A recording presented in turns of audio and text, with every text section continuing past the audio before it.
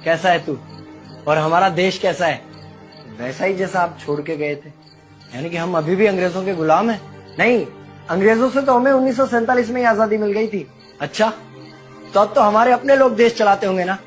हाँ, तब तो देश काफी आगे बढ़ गया होगा। जब हमारे अपने लोग देश चला रहे हैं तो गरीबी और भ्रष्टाचार का तो नाम ही नहीं होगा। सबको बराबर हक दिया जाता होगा, किसानों और मजदूरों का अच्छा ध्यान रखा जाता होगा ना? नहीं, ऐसा तो कुछ नहीं है। तो कैसा है बताना मुझे। कैसे हमारे अपने नेता, हमारे आजाद भारत के नेता, 100 साल हो गए मुझे गए हुए, बताना।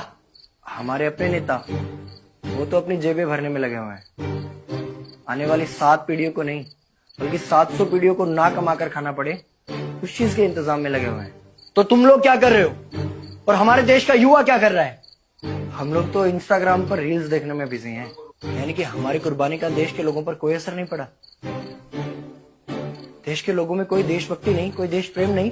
नहीं, ऐसा नहीं है। आपके लिए और देश के लिए बहुत प्रेम है भारत के लोगों के दिलों में। हर 15 अगस्त और 26 जनवरी को तिरंगा फहराते हैं, पूरे जोश के साथ भारत माता की जय बोलते हैं और आपकी डीपी भी लगाते हैं। और भारत और पाकिस्तान के क्रिकेट मैच के दौरान तो हमारी देशभक्ति पीक पर होती है।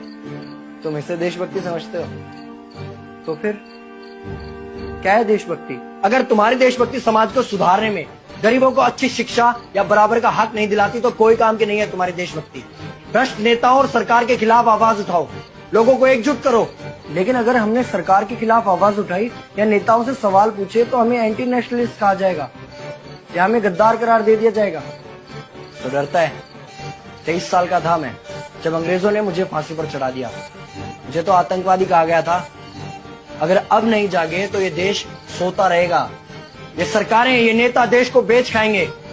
इस भ्रष्ट सरकारी तंत्र से लड़ो। देश को क्रांति की जरूरत है।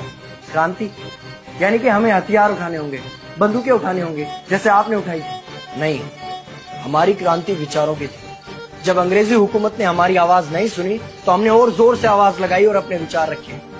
और क्रांति केवल सत्ता को बदलने तक सीमित नहीं है, बल्कि इस भ्रष्ट अन्यायी तंत्र को जड़ से उखाड़ कर फेंकना है। पर ये होगा कैसे? अपने आसपास से शुरुआत करो। जो भी तुम्हें भ्रष्ट नजर आए उसके खिलाफ आवाज उठाओ, एक्शन लो। तुम्हारे टैक्स का पैसा नेताओं की जेब में जा रहा है, हिसाब मांगो। अपने वोट का सही इस्तेमाल करो, लोगों को जागरूक करो और इस देश को आजाद करवाओ। इंकलाब जिंदाबाद, इंकलाब जिंदाबाद।